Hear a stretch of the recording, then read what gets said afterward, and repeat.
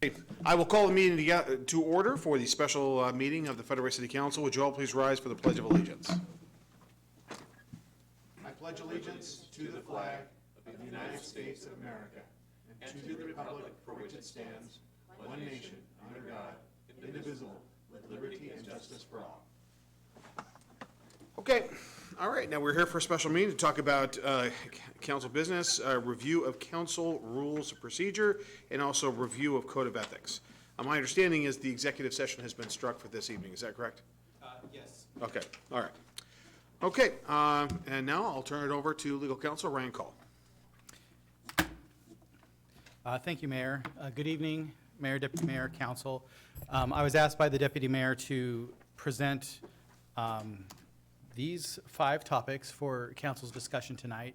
The plan is not to take action tonight on these. I'm looking for consensus on what Council would like to see in a rule, and then I'll draft it and bring it back to a regular Council meeting. So these, I believe, are all topics that were given to the Deputy Mayor from your peers, so they should be familiar.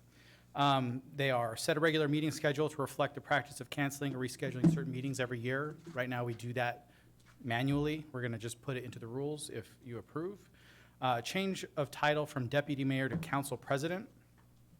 Move citizen comment to occur before presentations in the order of the agenda for regular council meetings.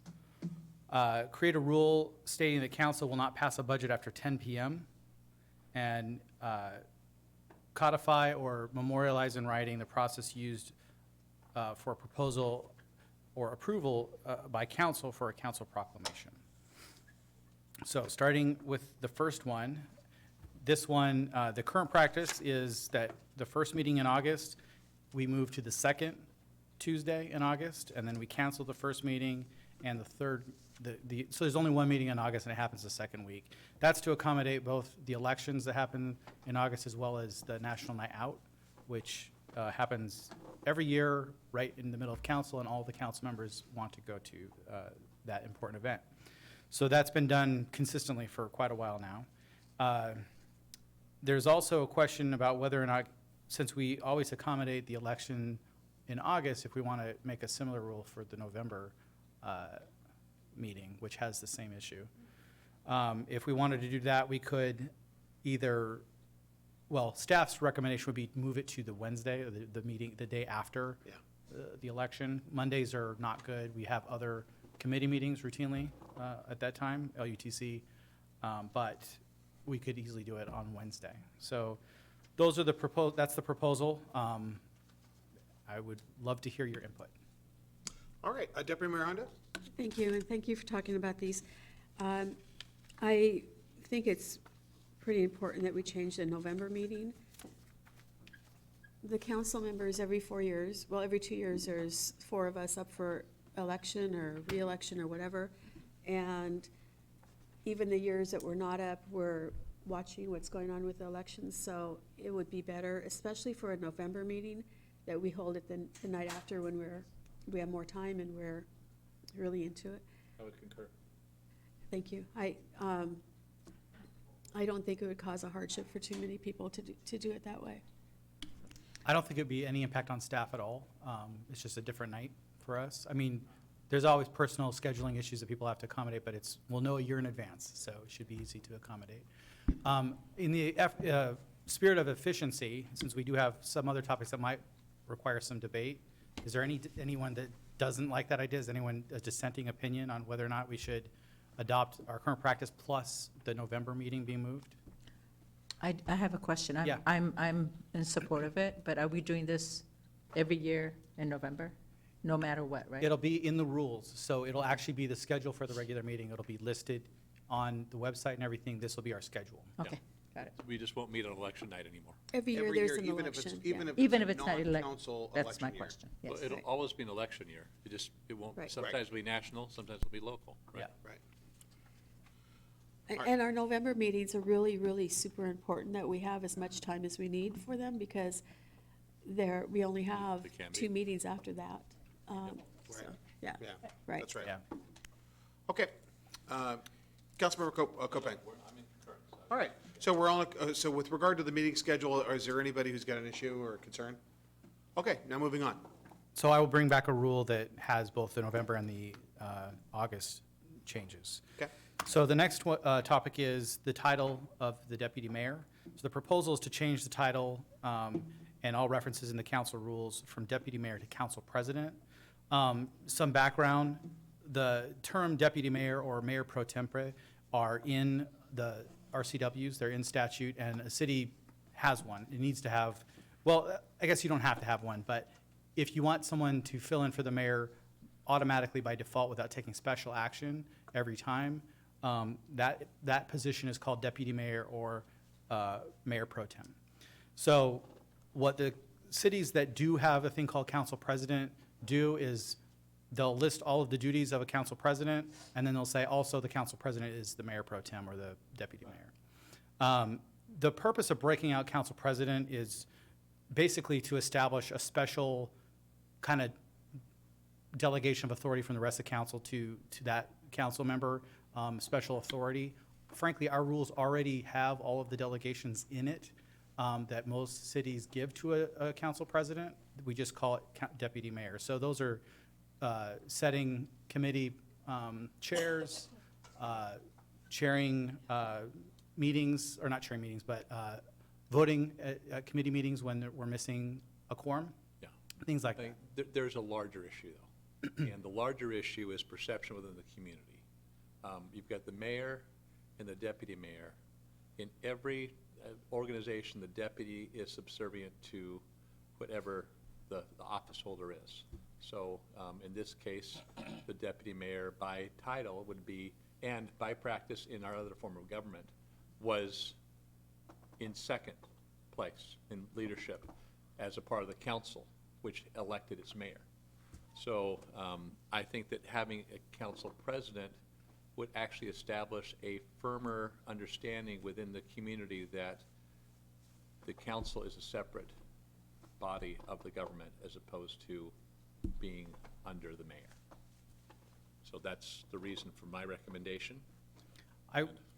Fair enough. I would also say there are two titles to choose from, and mayor pro tem is in the statute and isn't deputy, so that is one option as well.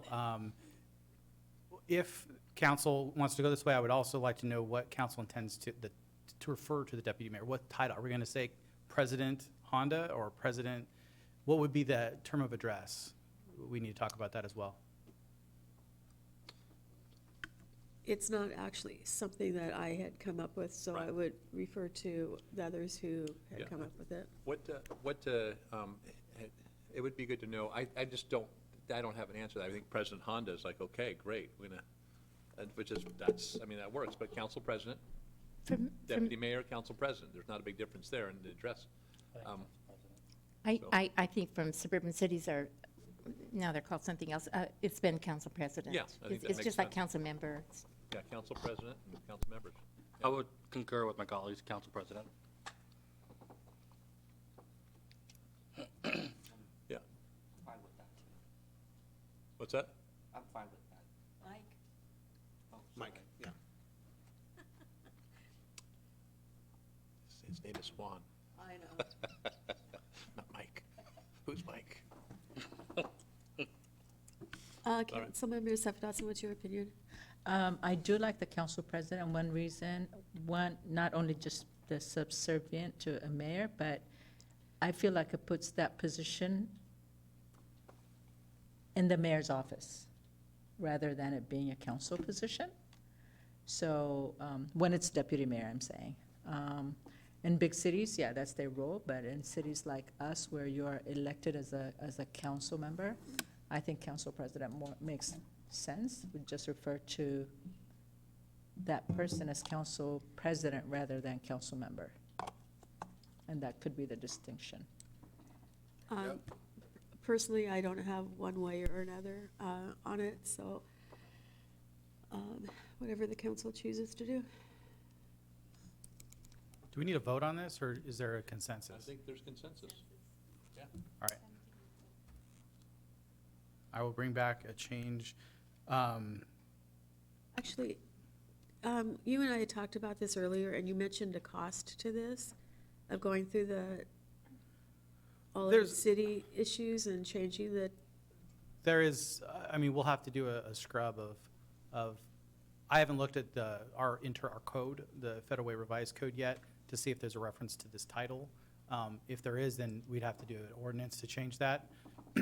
But we need to do a resolution anyway to change council rules. okay. So, council rules, it'll be a little bit of effort, but it's not a tremendous amount of work. Okay.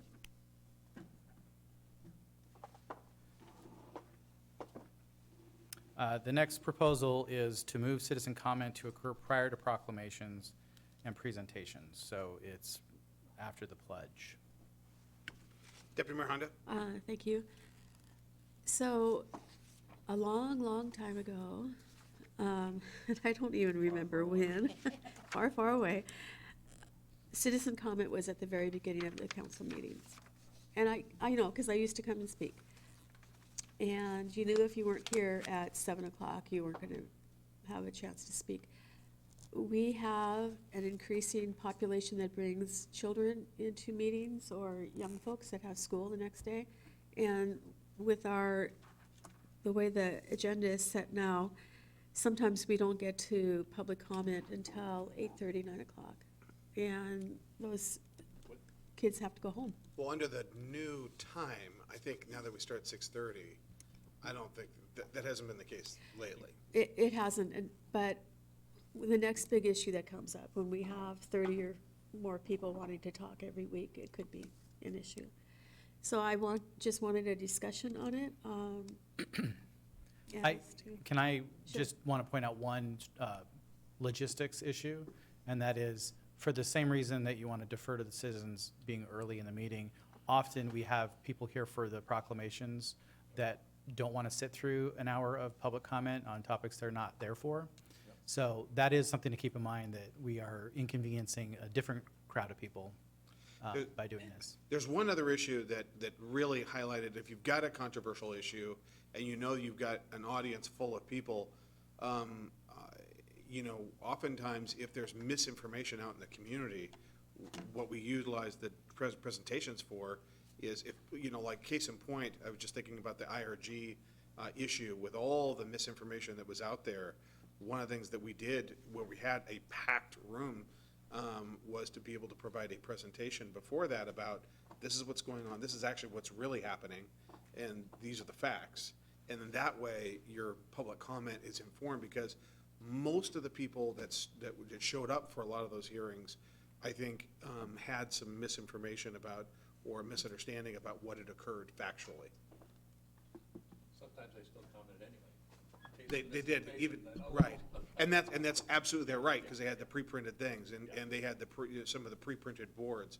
But I think that there's a great opportunity, if you've got a packed room, to be able to say, there was all kinds of misinformation out there in regard to whether it was a fish facility, or whether it was whether it was gonna be a processing plant, or what the requirements were, and it really took us a long time to untangle the misinformation that was out there. Mike. The water and sewer utility as well. Yeah, we had the packed room. Councilmember Kochmar? Oh, thank you. Since I lived in that place far, far away, Right. I think what you might do, and I think, and now having sat in the audience when there were parents with small children, and they have been here until 7:38, they leave because they need to get the kids up for school, or the kids are crying. So how about if we just move the citizen comment up above council committee reports? Because what really happened was, you moved the committee reports up, so that then all of the people who were waiting to speak had to wait then also through all of the committee reports, which they may or may not have wanted to be here for. They could go home and watch that on TV. Or I think that would include the mayor's emergent issues too. Actually, it usually includes all those factual reports. Yeah. It includes all those things that oftentimes these kind of issues are exactly what we want to tell people that are here about. What happens is, after public comment, everybody clears out. And then we've got Yeah. this important information we want to provide, but we're going to be talking to an empty audience. Yeah, I think the council committee report was instituted for that very reason. They're short, to the point, but they at least let people know what's going on at our council meetings. And now that they're televised, there may be less importance to having the council committee reports. Oh, no, I think that they're still very important. No, I'm saying, but now that the meetings are televised, that would be, I think if we wanted to talk about that, we could, but I still think they're important, absolutely. Is this something that perhaps we could, yeah, Councilmember Moore? Thank you. I'm actually kind of curious, because I think you and I are maybe thinking the same thing, but we'll find out in a few seconds. Yeah. And that's, I would actually entertain the idea of just tabling this for maybe just a couple of weeks, and doing more discussions on this, because I am curious on, I see value in both, in this proposal, and I also see value in really ultimately not taking away the moment where we're sharing the committee reports. We added there to the agenda for a reason, and so obviously by pushing it down, you know, I don't want to be in a situation where the public will say, well, you never communicated with us about this, or we didn't hear about this. And some will say that, you know, and not want to review the footage. And so we want to be as proactive as possible. So I see value in both comments that I'm kind of hearing. So I would entertain the idea of just, let's table this idea so we can also continue to discuss it, and bring it back to the council as well, so. Is that a motion? You know what, I'm gonna make that into a motion, because I see value in this. So I'm gonna make a motion that we table this and just bring it back later this month or in March. Is there a second to that motion? Okay, I'll second, but I had a question. 1 second, to our legal counsel, who essentially serves as our parliamentarian, is the motion to table debatable? No. Okay. But I think for a point of information, did you have a quick question? Go ahead, please. Why are we tabling it then? Why can't we decide now? I mean, it was just an idea. I'm not particularly married to it, but You did, the idea of the you can table withdraw is your just second if you don't think you need to, we don't need to table it. No, it does not need to be. Thank you for seconding that. Yeah, it does not, no motion ever needs to be seconded. It can die. But thank you for seconding. But I however appreciate she that. did, so let's not, let's Exactly. not. Thank you for the second. You know what, you guys, you know what I really appreciate? We've got such a polite and professional council. Yeah. I appreciate the dialogue going on here and the professional manner in which you guys are engaging in it. Did you want to sustain your motion Please do. to second, or your second? Okay, yeah. Okay. So there's been a motion and a second to table this. It's a non-debatable motion. So all those in favor of tabling this at this time, it can be brought up at a later time, but all those in favor? Aye. Opposed? Nay. Deputy So Mayor is that the Honda, discussion? Aye. Councilmember Seffa Dawson, This is a motion to table this discussion. But I asked why are we tabling it, and I didn't get an answer. There's no debate, so it's yes or no on the table, and then if it doesn't get tabled, we can talk some more. Okay, nay. Councilmember Tran, Nay. Councilmember Kopang, Nay. Councilmember Moore, Yay. Councilmember Kochmar. Nay, even though I appreciate your effort. The motion fails 4-2. Okay, what's your pleasure, council? Actually, can we hold on just for a moment? Councilmember Seffa did have a question. Councilmember Yeah, Seffa and sorry I took No, us to this process, good. but just wanted to understand Councilmember Moore's reason for tabling it, because, okay, so I do agree with that citizens' comment usually take a long time, and people just sit here and wait. But at the same time, I do see the value in what we do present before they leave. And so one recommendation I may have is maybe minimize the presentations or move them somewhere else and do the mayor emerging issues and council committees, then do the presentations after public or citizen comment. And we could just be very mindful of making sure that those don't get so long and big in regard to the presentations, to be mindful of that. Councilmember Kochmar. Thank you. I know that it's important to us to get our message out, and people, there are value, but actually, having sat in the audience now for well over a year, year and a half, I always thought it was kind of rude to make us sit in the audience to listen to things that maybe they weren't interested in when their babies were crying and they needed to get home and get the children up for school. You have council reports already on the agenda on number 8. So you're actually giving it twice. And it's not that I like hearing it, but there are folks that if they need to go home, they can just turn the TV on and listen to it. I'm not married to, as Councilmember Moore said, any particular issue. I just think that the citizen comment should come a little earlier is all. And you know what? But I know that you're talking about your committee reports in the beginning, and then council report might be something that you did elsewhere or in, I know, I've been sitting there listening. So, but it used to be number 8, not that it has to be the way it used to be. And then so they had the report on the committee and the report what they did in the outside the community. So I'm just saying that I'm worried about the people in the audience who have children that they want to get home for school. That's all. Okay, anyone else? Yeah. Councilman Tran. Thank you, Mayor. I do think that I have to agree with the mayor that there's a logical reason and to have the citizen comments come after at least the presentation, at least from the mayor emergent issue. Because when people show up here because of, for whatever reason, misinformation or fearful of something out there, and they heard directly from us that those information is false. Yes, it is true that some people will want to make their comments, but some of them will feel that, you know what, it's false, I don't need to say anything, so that will cut down a lot of, unnecessary comments. You should try to keep my report pretty brief. Councilmember Savedowson? Yeah, I just realized when I said move presentations, I meant the ones prior to mayor's emerging issues and council committee reports. So we can keep those where they are, citizen comment, and then any other presentations would go after citizens comment. That's what I was trying to say.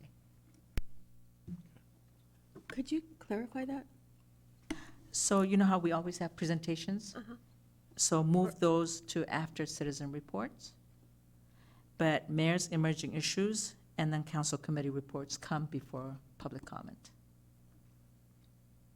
So if you were to look at what's in front of us, you'll have ABC move down to maybe number 5 even, instead of being where they're at now. I think that the challenge with that, though, is that people that we've invited to recognize are being subjected to all the public comment. So what is intended as an honor becomes maybe more of a burden than it needs to be. Personally, I don't hear a compelling enough reason in my mind to change the order of the meeting. I think that we've established, an order, and I think there's purpose for it. I think if anything, it's drawn to me the importance of being more succinct, maybe Right. in our comments and in our presentations, so that we're not going so long. But I think that the council voted without Councilmember Kochmar here, but with previous council, and we can certainly change that. But we had a discussion about adding council committee reports, and that we thought at that point it was important. We can change our mind. Yes. Can I make a suggestion, council, if you wouldn't mind? Maybe for the next month, for the next 3 or 4 meetings, let's keep track of when we start with the first citizen comment. We're starting our meetings at 6:30. Let's look to see when we're actually starting citizen comment, engage that, and really see where our time is, because I agree with you. I watch the clock constantly, and it really starts to make me nervous, especially with kids and people that are here late, or people that I know that are students.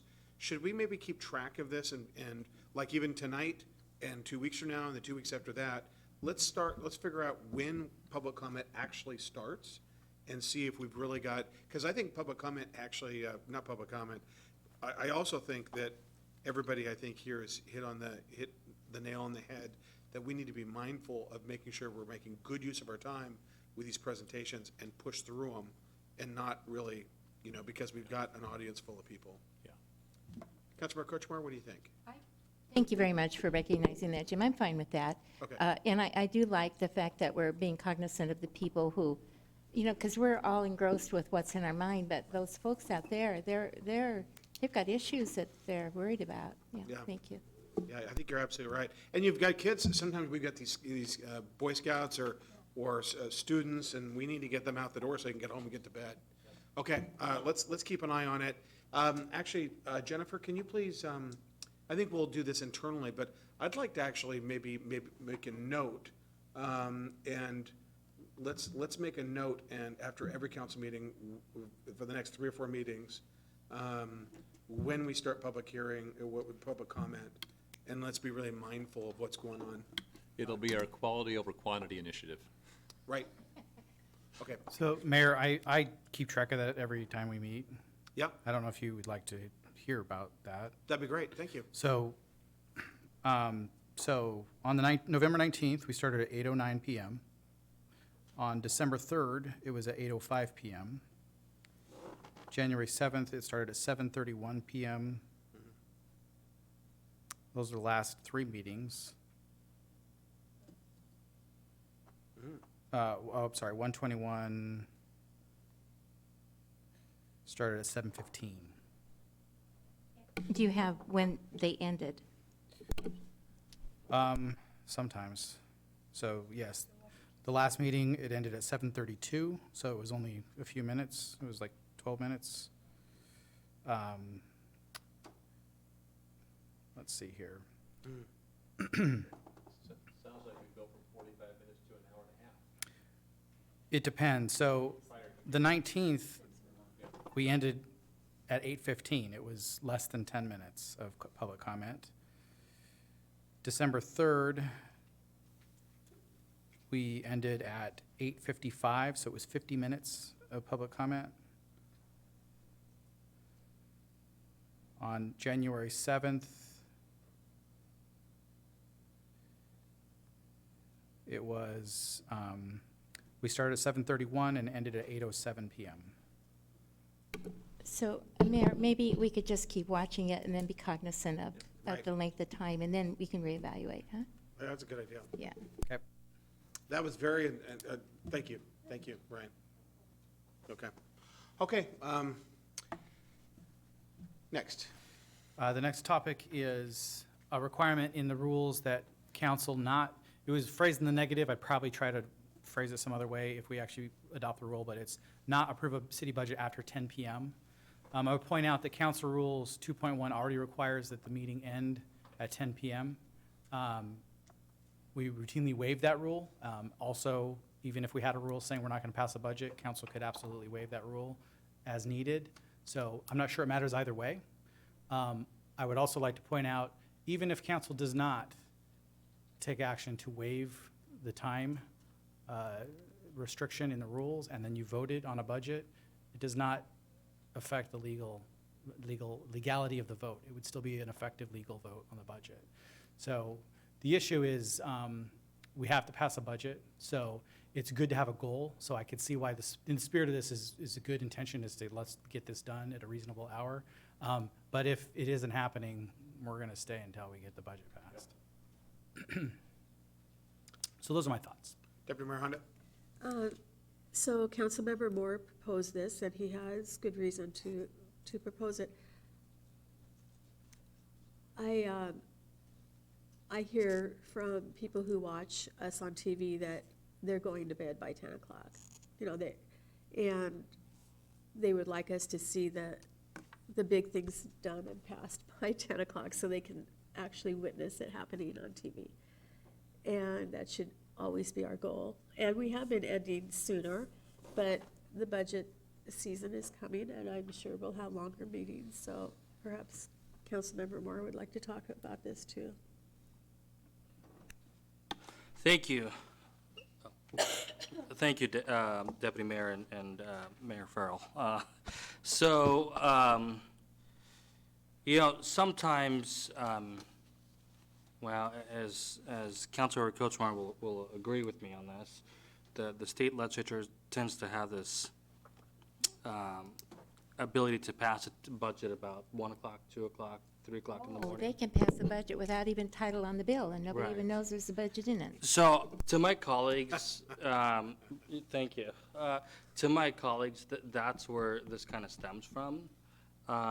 And I think for me, and at the last budget, since you're so good at keeping time, do you know when we passed the last budget, what time?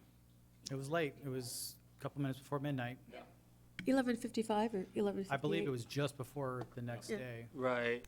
And so, you know, for me, I just simply thought, geez, you know, I think we should do everything we can to pass a budget before 10 o'clock. And if it's after 10 o'clock, we can simply, it's whatever the will of the council is, we can, you know, make a motion to, what's the word? I always forget this word. Waive that new council rule. But my hope is that we don't do that. But the other option is just to schedule another special meeting like we do at times to continue the discussion of the budget. I'm very confident that this rule is not going to hinder the ability of getting our budget done when it's, to get it done on time, when it legally has to be, which is December 31st at 10 o'clock or something, whatever. It says December 31st in the statute, but there's Exactly. some practicalities of getting it to the county and the state. Exactly. So, Earlier than that. so I think this is a good measure where we can have, if we can discuss the budget before 10 o'clock, it gets people engaged. People can discuss it, they can be here, they can watch it happen. And I think it's a good rule to have that kind of helps and governs us. And, you know, it creates transparency at that very moment. And I think that's really important. And I think this is one of the most important things we do as a government. And I think we owe it to the citizens to get it done before 10 o'clock. So that would be my initial thoughts, and I'm happy to respond and answer any other questions. But I really do hope that my colleagues would pass this into a new rule as a good faith measure. And that's really what it is at the end of the day. Thank you. All right, Councilmember Tran, and then Councilmember Seffa Dawson. Thank you, Mayor. My concern with this is that if we have to reschedule another meeting, some of us may not be able to be here. I mean, if it's requires to be here until midnight to pass the budget, I think it is our job to do that. This is not a showbiz that people need to watch us perform on the dais. So if we need to stay here until 11:55 to work it out, then so be it. I don't understand why we need to have this cut off at 10 p.m. Councilmember Kopang? Oh, no, I'm sorry. Councilmember Seffa Dawson. Yeah. I do agree also, because we already have where we can continue after 10 o'clock. So I don't want us to, I want us to have a robust conversation and have that conversation or discussion as long as it takes, and still meet the deadline of, when is it? Usually November is when we try to make it happen, just to meet the other. First meeting of December, I believe. is Right. when we're trying to And get- so I would hate to rush it through just to get, not to miss that deadline. So I like it the way it is. I think But I do hear what you're saying also. I appreciate the spirit in which this amendment has been offered. And I think that the desire for transparency and basically keeping things as accessible as possible for the community as a whole is well-intentioned. I personally look at this rule, though, as a rule just waiting to be waived. I do. I think this will get waived if we're up against it and we need to pass it, we're gonna pass it. We're gonna waive this rule. So at this point, I think it's well-intentioned, and I don't wanna put any more burden on the staff with having to come in for another day, so we do a special meeting if we're under time constraints. And I think that, in the end, it's all televised, so people can see it. And we communicate very well, I think certainly in comparison to the state legislature when it comes to budget items. So I think that we do, I think, as far as the spirit of transparency is concerned, I think we do meet that. I would like to see us, though, get done with these things earlier, no doubt. But I think to make a rule that in all likelihood would just be waived when we're already going to waive the 10 o'clock meeting rule anyway, it's like, I just think it's redundant. Mayor, can I point out one just observation I have in this, not saying anything that this council might not have this issue, but if you are already deep in a budget debate and it's turned, emotions are maybe a little raw, it might be a little contentious, having one more thing to debate is distraction. Having the time limit to debate is not helpful in that context, because it just shifts the thing to a meaningless discussion when it's not, the job needs to get done at that point. So that's, I don't know if that would happen with this group, but I could see a council or a group of people having that issue. Deputy Mayor Honda? So we still have in the council rules that we have to vote to go past 10 o'clock. Yes. Right. To change it to what?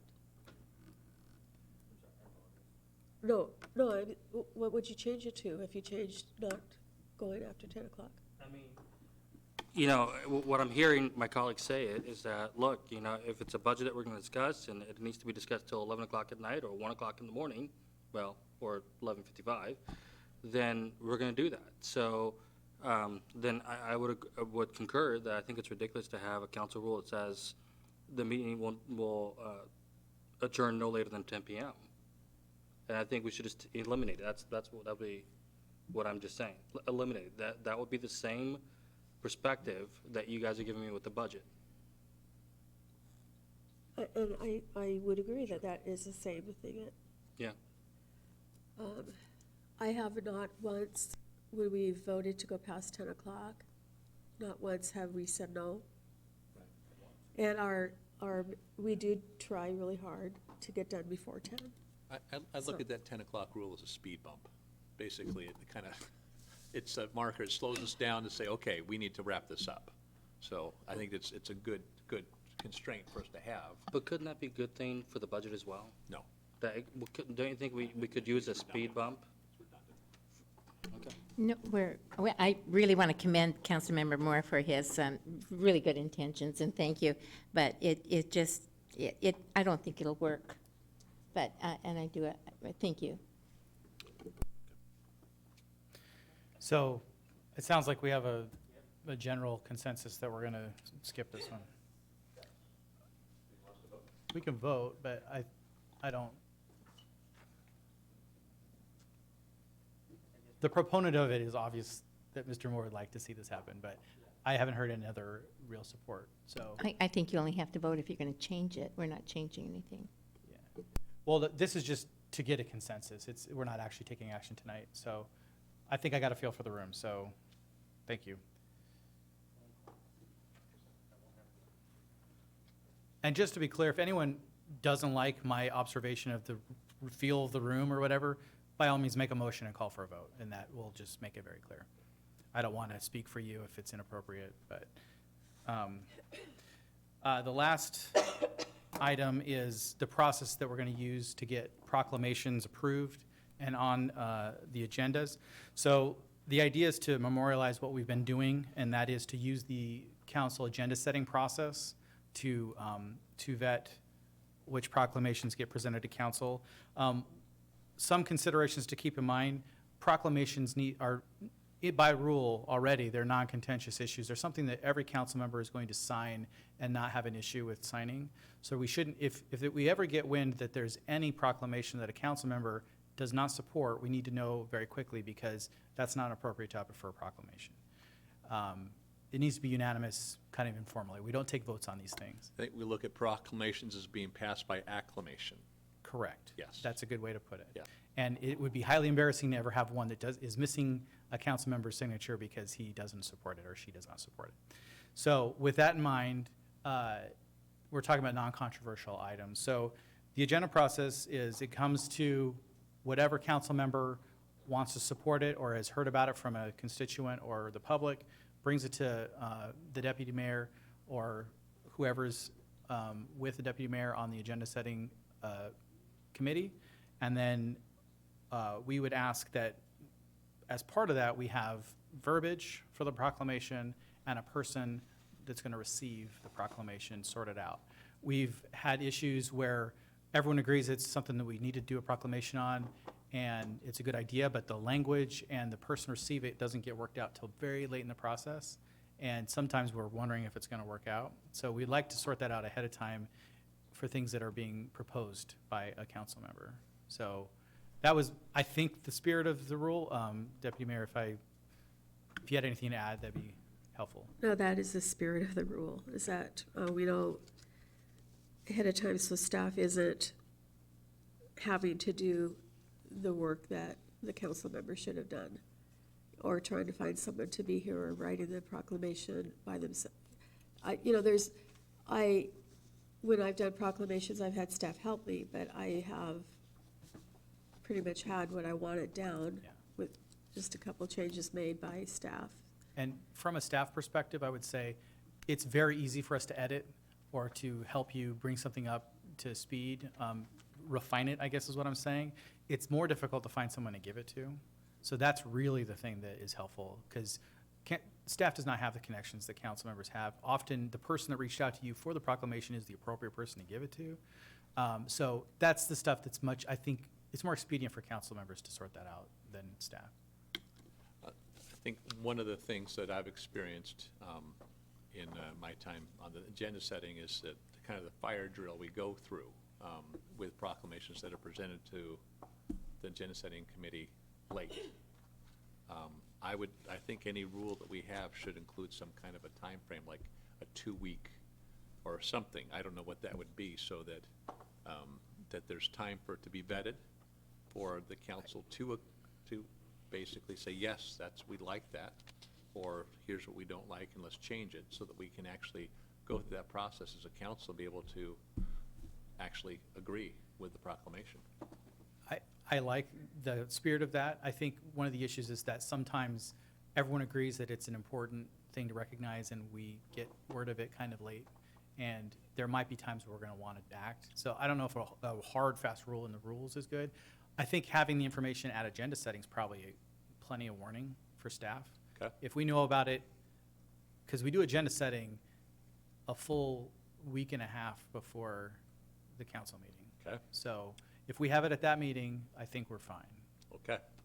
So that's a good cutoff date, I think. I think actually a really good cutoff date is, we've got it, at what point does The Tuesday before that meeting?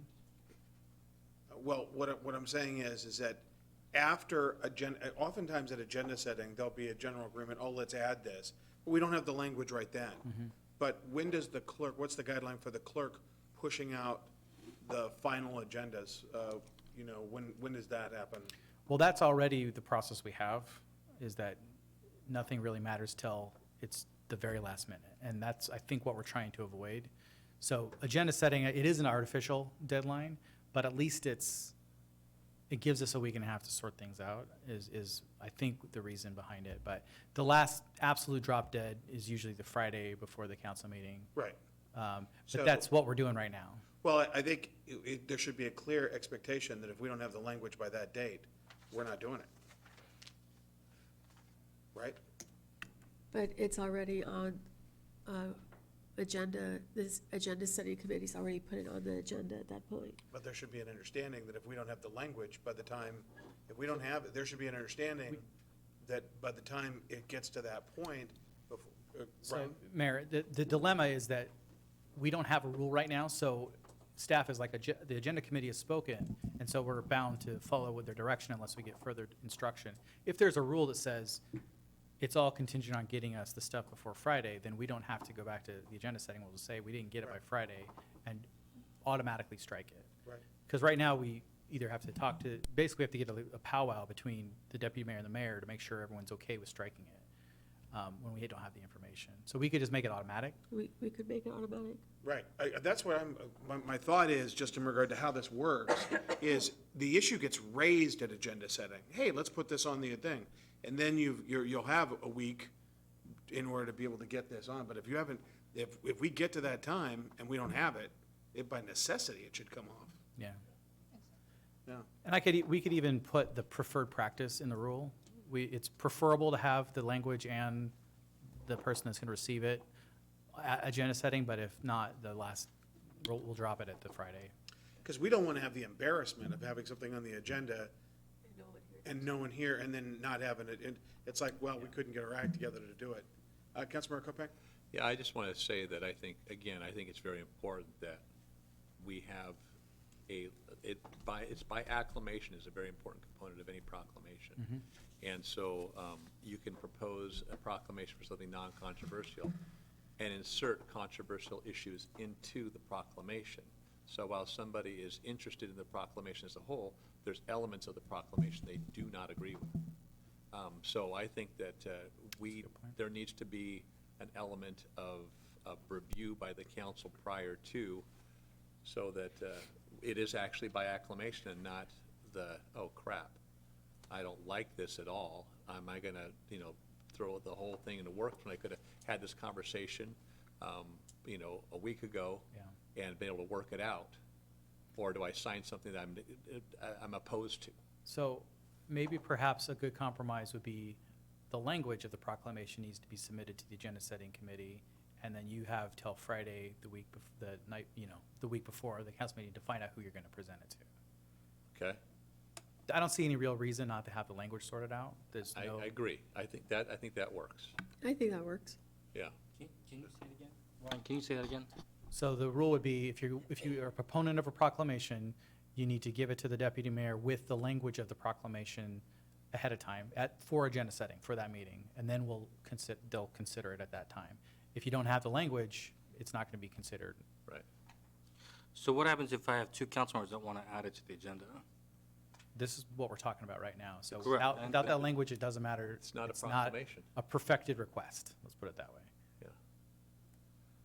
So if I have another council member that wants to join me in putting and having this proclamation, it's not a proclamation because it hasn't been approved. If you don't have language in your hand, you're not proposing anything, is what we're saying. Yeah. I think what Councilmember Moore is asking, and I understand where he's going, the standpoint that we do have the process in place where, with the agreement of two other council members, something can be brought onto the agenda at the beginning of the meeting. I don't think a proclamation functions well in that role, with that mechanism, because it'd be a surprise, and two, it can't be a proclamation if we don't agree by acclamation that it's what we want. Right, and the actual rule of adding something to the agenda, the first rule is that the agenda is subject to the approval of the deputy mayor and the committee chair that joins the deputy mayor. So even if two council members want something on, and if the agenda setting committee doesn't agree, it doesn't necessarily get put on the agenda.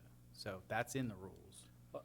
So that hasn't happened a lot because that's a very contentious way to do Yes. business, and council doesn't usually operate that way. Right. But that's kind of a side note. The acclamation point is the bigger issue here, is that we're trying to sort out that we have had issues where people take issue with the actual language of the proclamation, not the subject, but how it's being phrased. Yeah. I guess for me, it's I don't know how I feel about the acclamation and having that specifically in the rules, so specific, because, if you take that word out, ideally, by the time it gets to wherever it needs to go to, you hope to get to a consensus.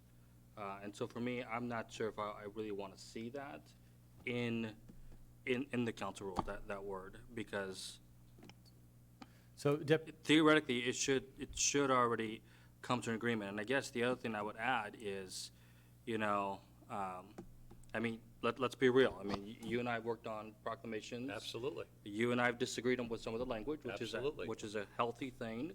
And so I think you and I, we had a wonderful set of real dialogues, and we finally came to a compromise. We finally came to an agreement. We came to agreement. Right. Yeah. So by having that acclamation, I just feel like that's too, so specific that it doesn't allow for conversations to take place, if that makes any sense. No, I think you're missing the point then, because I think getting to acclamation is about having the conversation so that there's an issue with the proclamation. It's resolved ahead of time so everybody on the council can be supported. A proclamation really is about a unanimous consent. This is a group or a person that we want to recognize. And if the consent isn't unanimous, then it's either not going to be signed by somebody, it can still be a proclamation, but it's a proclamation without a signature. And I don't think that's Well, the and direction we're going to go. It's already in the rules. We're using the word acclamation to express this concept, but it's in the rules. It needs to be non-controversial. If there's a council member that doesn't agree with it, I can't imagine that you could define that as non-controversial. So it's not an appropriate topic for a proclamation if not all the council members are going to sign it. So if you can't get unanimous support of a proclamation, it's not going to happen by rule. All right, anybody else? Deputy Mayor, did you have a question, comment? No, I don't. Okay. So I will bring back a rule that sets a deadline to have language for a proclamation at agenda setting with the idea that if the person to receive it is not identified by Friday of the week before the council meeting, then it'll be pulled just administratively off of the agenda without further action of the agenda setting committee. Yes. Just quickly, we do publish per council rules on Thursday, the agenda, but not the packet. Oh, So perhaps it could be so moved to that was our Thursday. intent. So it'll be Thursday, not Friday. And we're talking the language of, we're talking both someone to receive it and also the language. The language is at agenda setting, and then finding someone, you have another week, basically. All right. Okay, those are all of the items that we have. I have questions because that's always my last slide, but that's not really appropriate for today. The last topic, well, Mayor, are we ready to move on to the next? We are, and I want to let everybody know that we should give ourselves 10 minutes between this session and the city council meeting. So I think the latest we should go is 20 after. That'd be my, that would be my best counsel to council, to make sure that we've got time to recalibrate and get back on the dais before the meeting. So I don't That's it. believe I that agree. this is going to be a highly controversial topic, so What's that? I don't think this is going to be that contentious, so should we push ahead? Okay. The concern Yeah. presented is that elected officials are often invited to sit as guests at dinner tables at charitable events. Currently, there's no exception that expressly applies to allowing a council member to sit at a table where they're going to get food, and there's usually a ticket price associated with a plate. Many council members have expressed that they believe that there is a public benefit to having city officials to be able to accept these invitations.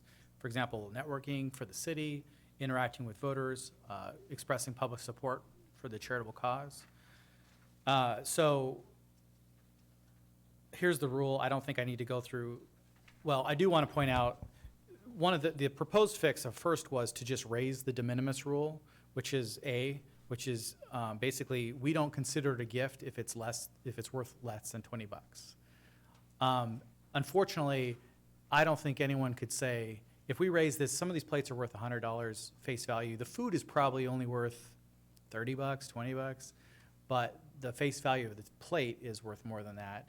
And either way you look at it, it's always worth more than $20. But if you raise the de minimis rule to, say, $100, then someone could just walk up to a council member and give them an Amazon gift card for $90, and it would be a de minimis gift, which I think any citizen would disagree with that being a de minimis gift. So instead of using the de minimis rule, my proposal is to do what the state does, which is just to call out this scenario expressly. And this is, this is the state policy for their own employees. Admission to and the cost of food and beverages consumed at events sponsored by or in conjunction with a civic, charitable, governmental, or community organization are not considered a gift. I like that. That's very good. Yeah. I figured that would be an easy one. Does anyone have any concerns? Okay, I will bring it Wait, back. Ryan, sorry. Sorry, go ahead. So it says, so that means if someone invited me to the Kiwanis dinner that cost $100, then I can go and do that?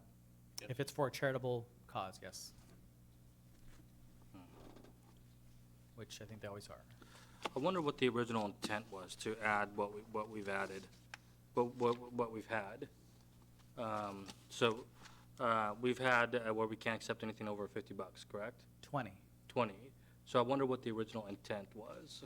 The idea there is that it's not a gift, it's de minimis. It's so petty that it would not possibly be something you would change your opinion of or vote over. It wouldn't sway you, because it's nothing. It's small. That's what de minimis means. But this is a different scenario, and that is no one thinks that politicians that are attending a charity event are necessarily going to be swayed by that invitation, because it's a very common practice. So this has been the rule for the state, which has a very robust ethics code with a lot more scenarios outlined than we have in our code. They've been following this for quite a long time.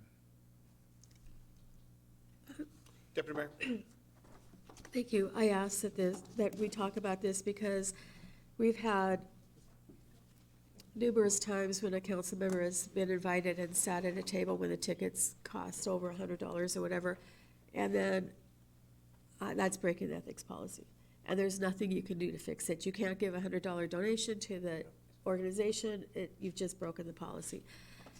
And I think that it's important that council members are attending, and even the mayor. This would also include the mayor.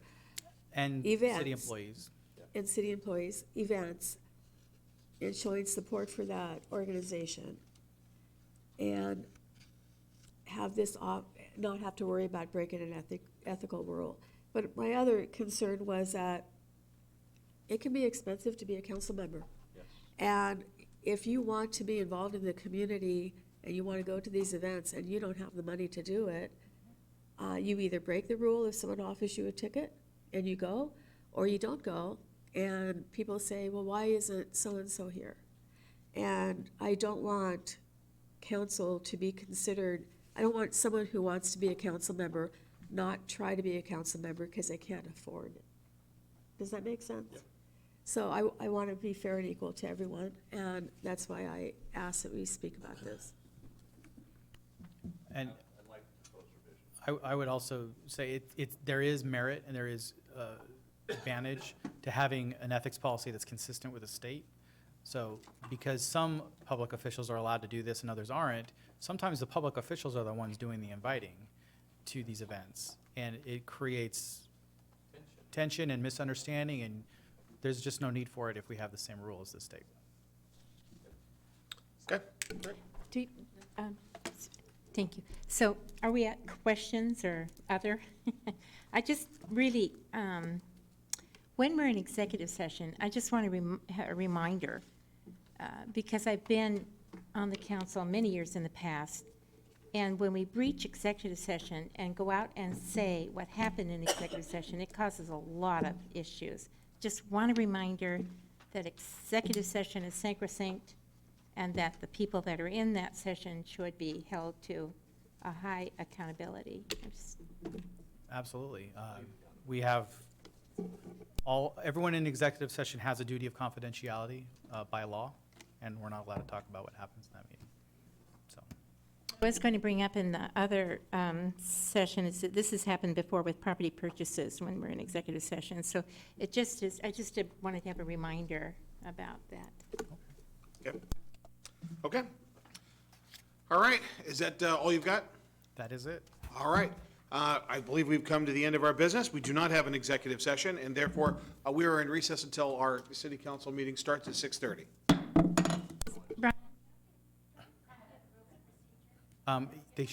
Yes, they're in the binder that I gave you. They weren't.